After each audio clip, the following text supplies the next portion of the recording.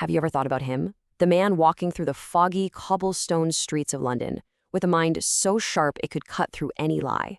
The world's most famous detective. Now, his name might be fictional, but his fame, his influence, that's invaded the real world in a way no character has before. Today, in this explainer, we're going to investigate the phenomenon that is Sherlock Holmes, a character who has captivated the world for well over a century. So, that brings us to our central mystery. How did a character literally created from ink and paper by a single author become more famous, more brilliant, and more immortal than any real-life detective in history?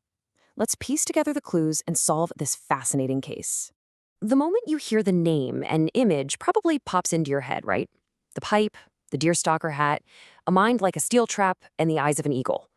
But Sherlock Holmes is so much more than just a character. He's a global cultural icon. His stories have been translated into countless languages, inspiring thousands of films, plays, TV shows, and books. He is, quite simply, the very embodiment of logic and reason. Okay, so let's track down our first clue in this mystery. And that leads us to the creator himself, Sir Arthur Conan Doyle. Now, surprisingly, Doyle wasn't a detective. He was a doctor. And the main inspiration for Holmes actually came from one of his professors, Dr. Joseph Bell. Apparently, Dr. Bell had this incredible knack for looking at a patient and deducing their background, their job, even their habits, just from simple observation. Doyle took that amazing skill and gave it to his fictional detective. All right, check out this timeline. In 1887, A Study in Scarlet introduces Holmes to the world for the very first time. He didn't get much attention at first, but by 1891, when the short stories started coming out, his popularity just exploded. But here's the crazy part. Conan Doyle got tired of him. He wanted to be known for his serious work, like his historical novels. So in 1893, he killed Holmes off, sending him over a waterfall with his nemesis, Professor Moriarty. But what happened next was totally unexpected. Readers started wearing black armbands in protest. Magazines were flooded with thousands of angry letters. In the end, Doyle had to bow to the massive public demand.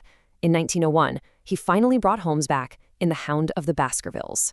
So what made Holmes so special? What was the secret to his incredible popularity? We're about to get into it. It all comes down to his unique method, the science of deduction. This was the primary weapon in his mental arsenal. You could even call it his superpower. So what exactly is this science of deduction? Well, to put it simply, it's the art of reaching a specific, accurate conclusion based on general observations and evidence. And the real magic of it is right here. It's about seeing the exact same things as everyone else, but thinking about them in a way nobody else has. For Holmes, the solution to every problem was hiding in plain sight. All you needed was a trained eye to see it. Everything to him was logical. You can actually break his whole process down into 3 steps. First step, meticulous observation. He notices the tiniest things that nobody else pays attention to. A speck of dust, a scratch on a piece of clothing, a mud stain on a shoe. Second step, logical reasoning. He connects all these observations, building a logical pattern. Using the vast database of knowledge in his mind, he finds the hidden links between the facts. And the final step, the inevitable deduction. At the end of this chain of logic, once you eliminate everything that's impossible, only one answer remains. And that, he would say, is the truth. Probably the best way to understand this incredible ability is to compare him to his one and only friend and assistant, Dr. John Watson. Watson is basically us. He's the ordinary man in the room. Take this slide, for example, where Watson simply sees mud on someone's boots. Holmes identifies that mud as a specific type of red clay found only in one spot in London where the road was being dug up in front of a post office. From that tiny observation, he can deduce that the person just went to send a telegram.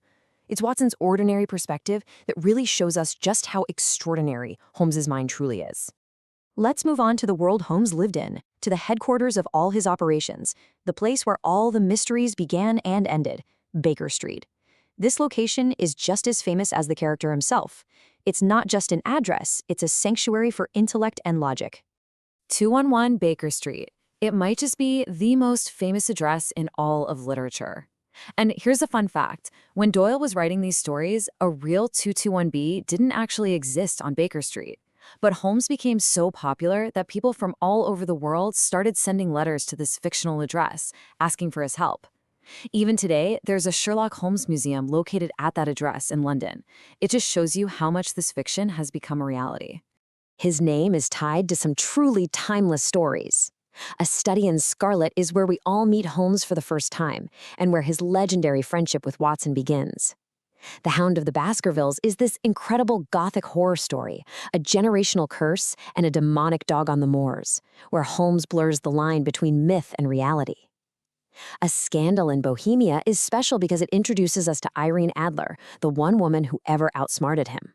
Holmes always referred to her respectfully as the woman. And The Sign of Four is this fast-paced, complex tale of stolen treasure from India, a secret pact, and betrayal. Each story shows us a different facet of his brilliant mind. All right, it's time to find the answer to the question we asked at the very beginning.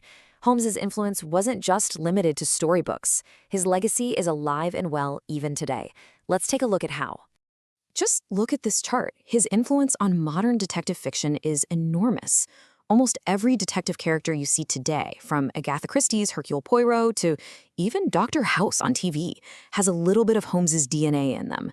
Same goes for film and TV. Actors like Benedict Cumberbatch and Robert Downey Jr. have given him new life. But the most amazing thing is his influence on real-world forensic science. He was talking about collecting evidence, analyzing fingerprints, footprints, and ballistics back when these things weren't even standard practice in real police investigations. He literally pointed the way for reality from the pages of fiction. You can really summarize his entire philosophy in one single sentence. And it's this famous quote: "When you have eliminated the impossible, whatever remains, however improbable, must be the truth." This is the very core of Holmes's method. It explains how he uses the weapon of logic to bring order to a chaotic situation and uncover the hidden truth. So, in the end, why is Sherlock Holmes still so popular? Because Holmes represents the triumph of order over chaos, of reason and intellect over injustice. He gives us the hope that any problem can be solved, not with violence or power, but with a sharp mind. The deep satisfaction we feel when a mystery is solved, that feeling of everything falling neatly into place, that is the secret to his timeless appeal. We're going to end this explainer with a question for you. In a world dominated by technology, by CCTV cameras, DNA testing, and artificial intelligence, is there really a place for someone like Sherlock Holmes who relies only on keen observation and pure logic? Or, in an age where we are drowning in a flood of information, do we need someone like Holmes who can cut through the noise to find the truth more than ever before? Something to think about.